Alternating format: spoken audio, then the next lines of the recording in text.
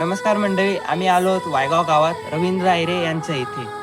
नाशिक जिल्ह्यातील सटाणा तालुक्यातील व वायगाव गावातील येथे गोट फार्म आहे, ज्याला आज आपण भेट देणार आहोत. तर माझ्यासोबत आलेला आहे तेजस सूर्यवंशी आणि मी तुमचा स्वामी निकम. त्याला मी तुम्हाला दाखवतो रवींद्र आयरे यांच्या इथे असलेला गोट फार्म. माझी माई माझी माई माझी माई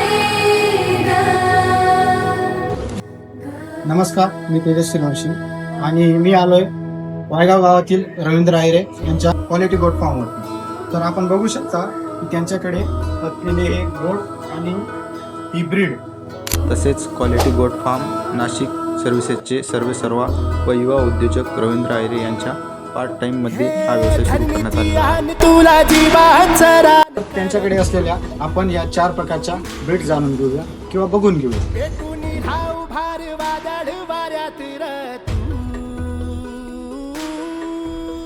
तर चला आपण त्यांच्याशी जाणून घेऊया या गोट फार्म बद्दल थोडीशी माहिती.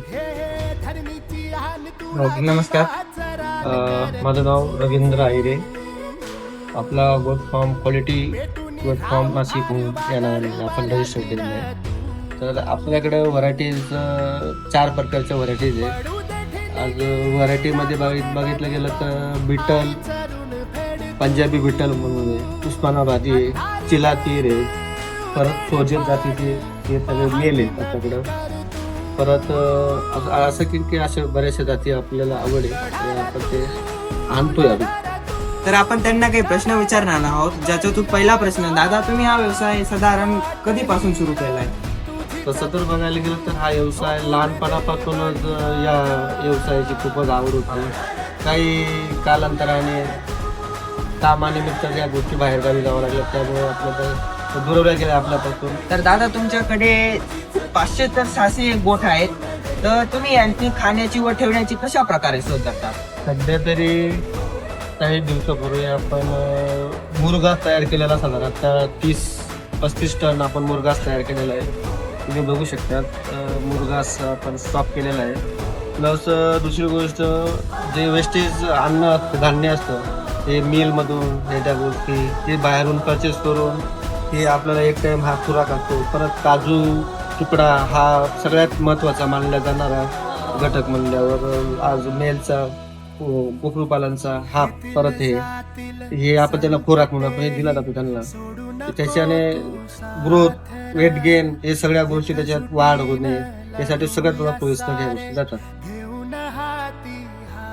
तर दादा तुमच्याकडे एवढ्या प्रकारच्या ब्रीड आहेत, तर त्यांच्यातून म्हणजे शेळी, बोकड, कोकरू किती आहेत तरी साधारणतः शेळी माझ्याकडे आता अंदाजे 120 ते 110 शेळी आहे. आणि बघायला कोकरू पालनमध्ये कोकरू साधारणतः गेल्या महिन्यात 300 होतं, आता साधारणतः 100 राहिले, बाकी सेल आउट केलेत आपण. आणि सोजर जातीचे जे काही मेल्स आहे सगळे बोकड, हे बोकड साधारणतः 200 आहेत आपले. 200 पण अधिकच आहेत, पण आपण 200 पकडूया.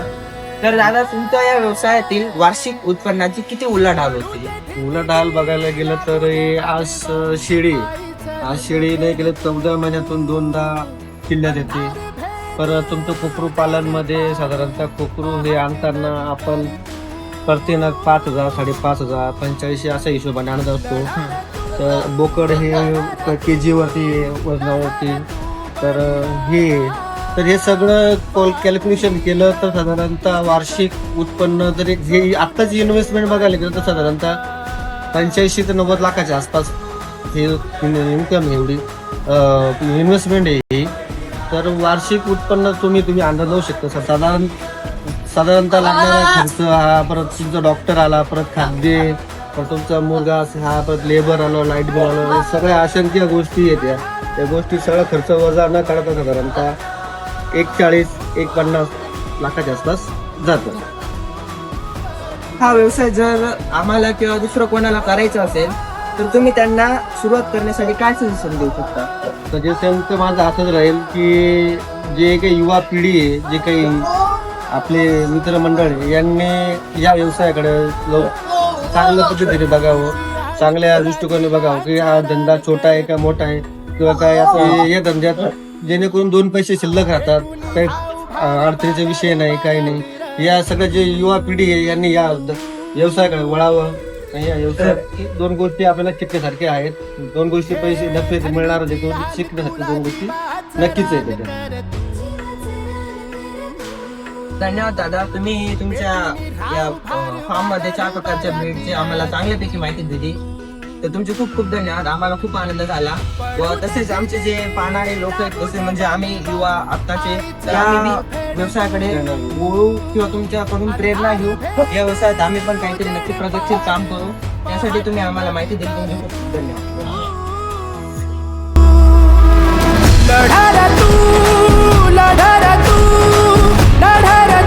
बळीराजा वाट हीर तुझीच तू झोकून दे बळीराजा.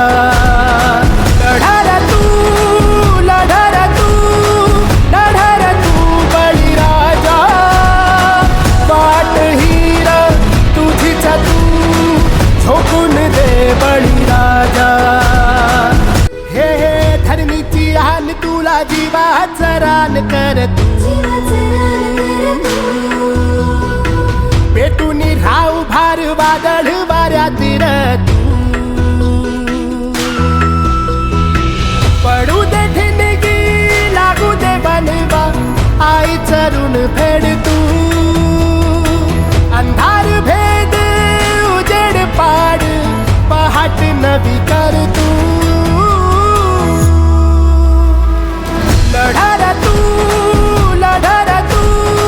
लढार तू बळीराजा वाट हीर तुझीच तू झोकून दे बळीराजा.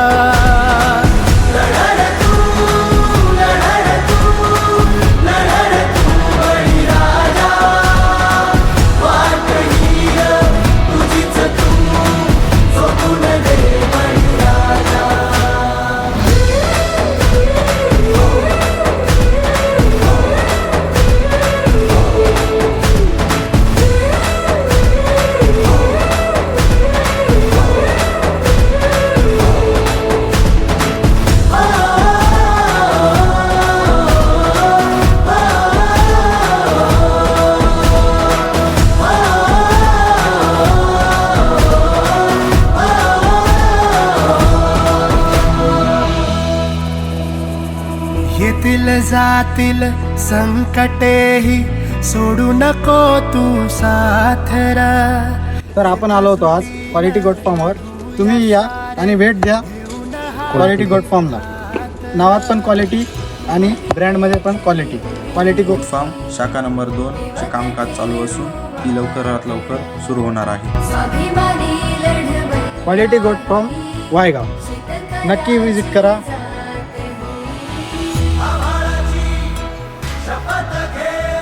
तुम्हाला या व्यवसायाबद्दल माहिती जाणून घ्यायची असेल तर खाली दिलेल्या नंबरवर मेसेज करा किंवा कॉन्टॅक्ट करा. धन्यवाद.